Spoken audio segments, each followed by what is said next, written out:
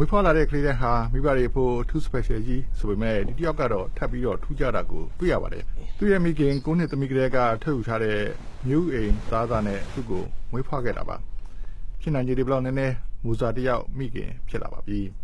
Something miracle that I have my ဒီလိုကလေးရဖို့စောင့်လိုက်ရတာအခုတော့တကယ်ကိုဖြစ်တောင်ဖြစ်ခဲ့အဖြစ်ကိုရလိုက်တာပါ မူစာကငငယ်ကလေးတွေကသွေးနဲ့ပတ်သက်တဲ့ယောဂရှိတော့အဲ့ဒီယောဂအတွက်ကုထုံးတွေကမျိုးမပွားနိုင်တဲ့အထိထိကြိုက်ပါတယ်ဓာတု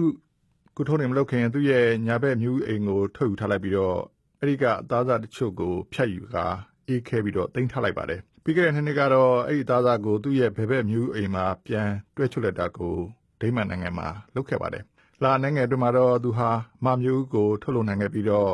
တိမ်ပြမမှာတရေအောင်တဲ့နည်းနဲ့ကိုဝင်ယူနိုင်ခဲ့တာပါဒါနမရှိတဲ့ပုလကီကပေါ်လန်စေယုံကသူ့ရဲ့ထောက်တာကဒါဟာရှေ့ကိုလှမ်းနိုင်တဲ့ခြေလမ်းသစ်တစ်ခုလို့ဆိုပါတယ် I'm absolutely overjoyed for this patient. It offers ဒီလူနာနဲ့ပတ်သက်ပြီးတိတ်ကိုပြောရပါတယ်ကမ္ဘာတစ်ဝန်းမှာကင်ဆာလိုတခြားပြင်းထန်တဲ့ရောဂါတွေဖြစ်နေတဲ့ကလေးတွေအနေနဲ့လည်းမျှော်လင့်ချက်တွေအများကြီးဖြစ်စေပါတယ် မိုးစကိုကင်ဆာဖြစ်နေတဲ့ကလေးတွေကိုဘယ်လိုစကားပါကျင်လဲလို့မေးတော့